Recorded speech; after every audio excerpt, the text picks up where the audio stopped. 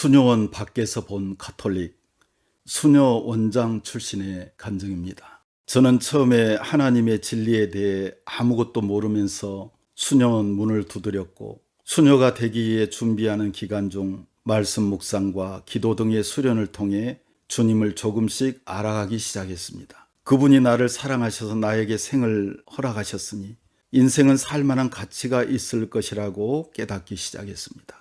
이 세상의 싸움터에 끼어들어 싸우는 것을 피하고 싶어 소극적으로 생을 시작하려던 저에게 수녀원은 피신처가 아니라 오히려 더 적극적인 삶, 사랑하는 삶, 남을 위해 소중한 가정까지도 포기하는 삶이라는 것을 알게 되었을 때 사실 저는 좀 놀라기 시작했습니다. 그런데 저는 그곳에서의 오랜 세월 동안 그런 것들을 더 깊이 알고 인생의 의미들을 더 깊이 깨닫게 되면서 오히려 역으로 세상 속에 들어가서 살고 싶은 강한 열망을 느꼈습니다. 세상의 모든 형제 자매들과 어울려 평범하게 순박하고 가난하게 살면서 주님을 섬기는 길이 가장 행복할 것이라는 생각을 했습니다. 지금 생각하면 아마도 주님이 나를 사랑하시고 나의 행복을 원하신다는 생각이 세상의 파도를 두려워하던 저에게 기쁘게 살 수 있다는 동기를 부여해 주셨던 것 같습니다. 그러나 그것은 생각뿐이었고 저는 저에게 이런 삶의 동기와 이유를 부여해 준 수녀원을 배반하고 나가는 것은 안 될 것이라는 의무감 비슷한 것에 이끌려 시간을 보내고 있었습니다. 그렇게 머뭇거리는 동안 저는 어느새 수녀원 뜰 안으로 깊숙이 들어와 있었으며 동료들 앞에서 하나님 앞에서 적어도 형식상으로는 이 생활을 계속하겠노라 약속하고 있었습니다. 얼마 동안은 색다른 세계에 대한 도전도 있었고 또 늘 기도하고 묵상할 시간이 있으므로 비교적 평화롭게 지냈습니다. 그러나 차츰 불편해지기 시작한 것은 가톨릭 성사제도와 마리아 공경 문제였습니다. 가톨릭의 중심이 되는 성사제도, 특히 중심 중에도 중심인 성체 성사의 화채설을 저는 받아들일 수 없었고 어리석은 성경 해석이라고 생각하게 되었습니다. 신부님의 축복으로 그 순간에 밀빵 자체가 예수님의 참 몸으로 변화된다 하여 경건하게 대하는 것까지는 좋으나 그 떡덩어리가 예수님이라고 숭배하며 거기에 절하고 만지기도 두려워하는 등의 의식이 제 견해로는 틀렸다고 생각되었고 오히려 개신교에서 행하는 성만찬, 이를 행하여 나를 기억하라, 이 의미가 훨씬 깊고 주님께서 뜻하셨던 것이라고 봅니다.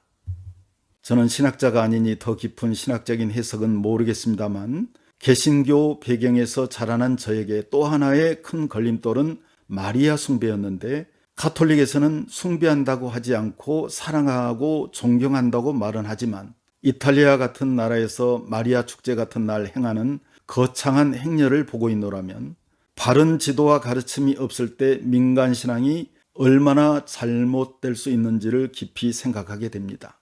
긴 시간 동안 가톨릭에 깊이 들어가면서 이런 것들의 한계를 느낀 저는 차츰 옛날 개신교에 다닐 때를 그리워하기 시작했고 종교개혁이 너무나도 당연했고 감사한 것이었구나 하고 생각하기 시작했습니다. 16세기에 이미 종교개혁을 통해 드러난 잘못된 것들을 수백 년이 지난 아직도 바로잡지 않고 고집하고 붙들고 있으며 더 밝히 드러난 계시의 해석을 받아들이지 않고 있으니 참 어리석으며 하나님의 섭리와 시대를 역행하는 것이지요. 물론 가톨릭 나름대로 미사의 외적인 형태나 성직자와 수도자의 복장이나 규율의 변화 등을 시도해서 시대에 맞춰야 되겠다고 노력하고 있지만 내적으로 근본이 되는 진리 체계와 영적 흐름에는 전혀 변화가 없으니 참 딱하게 느껴집니다. 가톨릭에 있으면서도 그 집안의 교례를 받아들일 수 없었으니 저는 스스로 모순에 차 있었으며 이중적이고 불행하였고 그리스도의 향기는커녕 악취만 풍기고 있어서 사실 저는 가톨릭에도 해를 입힌 사람입니다. 남들 앞에서, 적어도 가톨릭 신자들 앞에서 거룩한 자처럼 보여야 했고 설상가상으로 제 육체 속에서는 의미를 알 수 없는 독신 생활을 거부하는 아우성과 싸워야 했고 실로 주님 앞에 부끄럽고 죄된 생각과 행동까지도 여러 번 했습니다. 그런데 본질적인 것보다 비본질적인 것들을 더 중요시하는 가톨릭을 떠나지도 머물지도 못해 괴로워하는 저를 주님께서 불쌍히 여기셔서 마침내 그분의 방법으로 그분의 때에 저를 풀어 자유함을 얻게 하셨습니다. 제 가족들에게 한 번도 제 마음을 열어보인 적이 없었음에도 불구하고 저의 울부짖음을 주께서 들으시고 성령께서 친히 제 부모 형제에게 말씀하셔서 그들이 먼저 깨닫고 그곳에서 빠져나오게 하시고 그 후에 저의 기도를 들어주셔서 이제는 온전히 참된 진리 안에서 자유케 하셨습니다. 가톨릭은 우리의 전도 대상이냐라고 직접적으로 물으신다면 그렇습니다라고 대답하렵니다. 그 이유는 가톨릭 교회의 교리와 성사제도 등이 성령님의 자유로운 흐름을 제한하고 있기 때문에 다 이거 추수할 때가 된 신자들은 지극히 목말라 하고 있으며 기쁘고 충만한 삶을 누리지 못하고 있기 때문입니다. 내가 지금 알고 있는 것을 그때도 알았더라면 내 백성이 지식이 없으므로 망하는도다. 천주교와 기독교 소책자는 성도들이 먼저 읽은 후에 주변의 성당에 다니는 가족이나 친구, 직장 동료, 이웃 등에게 전도용으로 전해주도록 집필한 책입니다.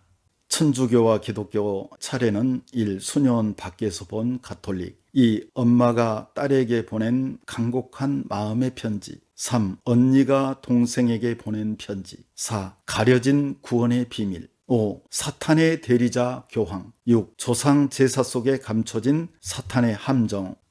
예수님은 너무나 작고 성모는 너무나 커서 예수님을 성모 마리아의 치마폭에 갈아버려 어떤 신자들은 우리는 성모를 섬기는 교회라는 말을 하기도 하고 순간 나는 이건 아닌데 정말 아닌데 이 영혼들을 잘못 이끌어가는 지도자들에게 예수님께서 분명 책임을 물으실 텐데 이 일을 어찌할꼬.